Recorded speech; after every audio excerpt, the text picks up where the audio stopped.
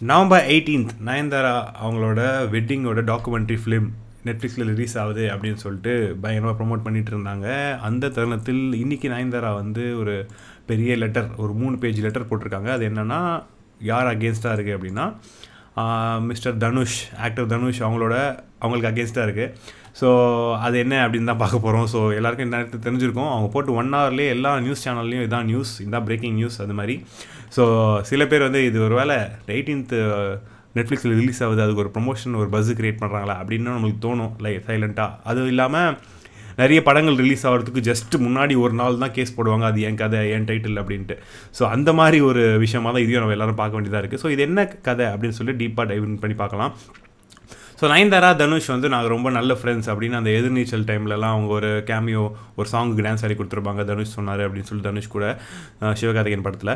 So அந்த மாதிரி டைமில் வந்து நாங்கள் ரொம்ப என்னோட நல்ல ஃப்ரெண்டு எல்லா இன்டர்வியூஸ், அந்த காஃபி டிடி அந்த மாதிரி எல்லா இன்டர்வியூஸில் சொல்லிட்டு இருந்த தனுஷ் அண்ட் நயன்தாரா திடீர்னு வந்து ஒரு ஃபைட் வருது அவங்க 2 பேருக்கும். அது என்ன ஃபைட்னா, நானும் ரவுடி தான் படம் ப்ரொடியூஸ் பண்ணிகிட்டு இருக்கும்போது விக்னேஷ் சிவன் அதில் டைரக்ட் பண்ணார். ஸோ அந்த டைமில் இருந்தே வந்து இண்டஸ்ட்ரியல்ஸில் ஒரு டாக்கு, நயனுக்கும் தனுஷ்க்கும் சண்டை, அவங்க 2 பேருக்கு செட் ஆக மாட்டேங்குது அப்படின்ற மாதிரி ஒரு விஷயம் அப்போலேருந்தே ஓடிட்டு இருந்தது.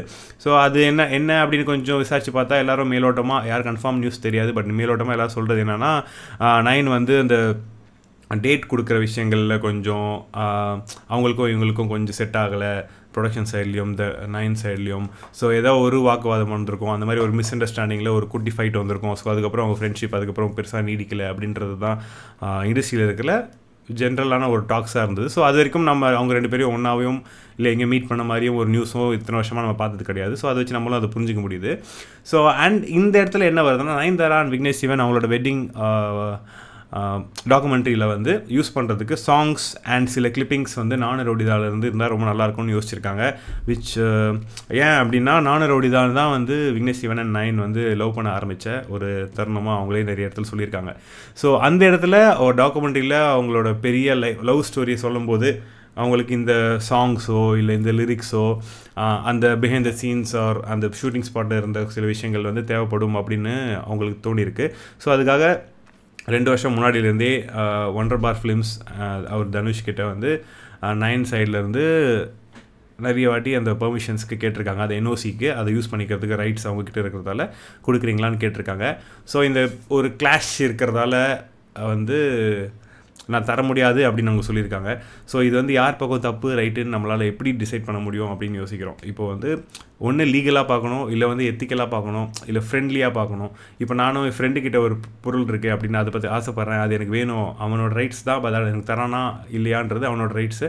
பட் எனக்கு வேணும் அப்படின்னா ஃப்ரெண்டாக இருக்க பட்சத்தில் சரிடா இந்த வச்சுக்கூடா அப்படின்னு கொடுப்பான். பட் அவன் எனக்கு விரோதியாக இருக்கிற பட்சத்தில் வந்து அவன்கிட்ட நான் அதை எதிர்பார்க்க முடியுமா அப்படின்னு கேட்டால் எனக்கு தெரியல.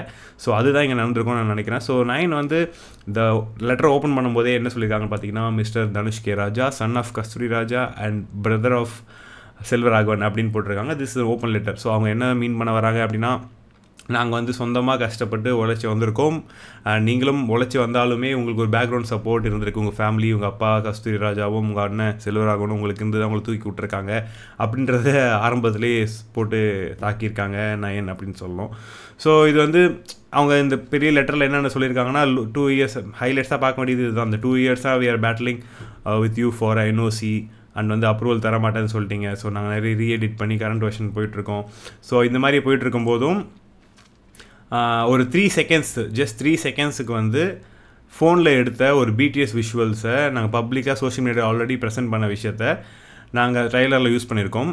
அந்த பிடிஎஸ் எதோட பிடிஎஸ் அப்படின்றது பார்த்தீங்கன்னா, நானு ரவுடிதா செட்ஸில் எடுக்கப்பட்ட ஒரு 3 seconds ஆஃப் பிடிஎஸ். இதை விக்கி அவரோட இன்ஸ்டா அக்கௌண்ட்டில் ஆல்ரெடி போட்டிருப்பாரு. ஸோ இதை நெட்ஃப்ளிக்ஸில் யூஸ் பண்ணியிருக்காங்க. ஸோ அதுவுமே நீங்கள் யூஸ் பண்ணக்கூடாது, அதுக்கு என்ஓசி வாங்கியிருக்கணும் அப்படின்றது தனுஷ் தரப்புலேருந்து இப்போது லீகல் நோட்டீஸ் அவங்களுக்கு அமைச்சிருக்காங்க, டிமாண்டிங் 10 crores காம்பன்சேஷன். ஸோ இதுதான் இப்போ பெரிய ஸ்டோரியாக இருக்குது. ஸோ இப்போ பார்த்தீங்கன்னா நயன்தாரா விக்னேஷ் சிவன் அவங்களோட ட்ரைலரில் இதான் அந்த ட்ரைலர், ஜஸ்ட் வாக் த்ரூ. இதுக்கு காப்பிரைட் கொடுக்குறாதீங்க, ரியாக்ஷன் வீடியோ தான். ஸோ இந்த லாங் ட்ரைலரில் வந்து நிறைய மூவி கிளிப்பிங்ஸ் வரும். இப்போ ஜவானோடது வரும், அவார்ட் ஷோஸ்து வரும். இப்போ ஜவான் பார்த்தீங்க, அண்ட் அறம் பார்த்தீங்க, மிஸ்டர் லோக்கல் வரும். ஸோ அந்த மாதிரி நிறைய படத்தோட சீன்ஸே வந்து இதில் வரும். ஸோ இந்தந்த படத்தோட சீன்ஸ் நாங்கள் யூஸ் பண்ணிக்கலாமா அப்படின்றது நயன்தாரா டீமோ இல்லை ரவுடி பிக்சர்ஸ் டீமோ வந்து எல்லாம் படத்தோட ஓனர்ஸ் கிட்ட அந்த ரைட்ஸ் வச்சுருக்கிறவங்க கிட்ட கண்டிப்பாக கேட்டிருப்பாங்க. ஸோ கேட்கும்போது அவங்க பரவாயில்ல, ஒரு நல்ல ஸ்வீட்டான விஷயம் தானே நீங்கள் பண்ணுறீங்க, ஸோ ஃப்ரெண்ட்லி மேனரில் நாங்கள் ஒத்துக்கிறோம், இல்லை ஒரு காசு கொடுத்து வாங்குறதா இருந்தாலும் சரி நாங்கள் ஒத்துக்கிறோம், நீங்கள் எடுத்துக்கோங்க அப்படின்னு என்ஓசி கொடுத்துருப்பாங்க. அந்த என்ஓசி பேரில் தான் இந்த கிளிப்பிங்ஸ் எல்லாம் அவங்க அஃபிஷியலாக இந்த டாக்குமெண்ட்ரியில் யூஸ் பண்ணியிருக்காங்க. ஸோ இதே மாதிரி நானே ரவுடிதாக்கு என்ஓசி கேட்கும் போது தனுஷ் சைட்லேருந்து அது கொடுக்கப்படலை. ஸோ அதனால இருந்தாலும் அந்த டச் அவங்களுக்கு வேணும் அப்படின்றதுக்காக இவங்க அந்த ஸ்பாட்டில் இருக்கும்போது விக்கியோட டீமோ யாரோ ஃபோனில் ரெக்கார்ட் பண்ண அந்த பிஹைண்ட் த சீன்ஸ் விக்கியோ நான் கான்வர்சேஷனில் இருக்கிறது, அந்த சின்ன ஒரு ஷூட்டிங் ஸ்பாட்டில் இருக்கிறது, அது கரெக்டாக இப்போ வரும் பாருங்கள். எஸ், ஸோ இந்த இடம் இந்த 3-4 கட்டு, இந்த 4 கட்டு இருக்குல்ல, 4 1 செகண்ட் கட்டு இருக்குல்ல, ஸோ இந்த 4 1 செகண்ட் கட்டு தான் வந்து அந்த 3 செகண்ட்ஸுக்கு நானு ரவுடிதா செட்ஸில் இருந்து அவங்க எடுத்துருக்கிற ஒரு விஷயம். ஸோ இது வந்து எந்த அளவுக்கு நம்மளுக்கு கிளைம் பண்ண முடியும் அப்படின்னு எனக்கு தெரியல. பிகாஸ் விக்னேஷ் சிவன் சைட்லேருந்து சொல்கிறது என்னென்னா, அது வந்து 2020 வந்து அவர் போஸ்ட் பண்ணியிருக்காரு இன்ஸ்டாகிராமில். இப்போ பார்த்தீங்கன்னா கூட அவர் ப்ரொஃபைலில் அவர் போட்டிருப்பார், ஸ்டோரியாக போட்டிருப்பார். ஸோ இது நயனோட போஸ்ட்.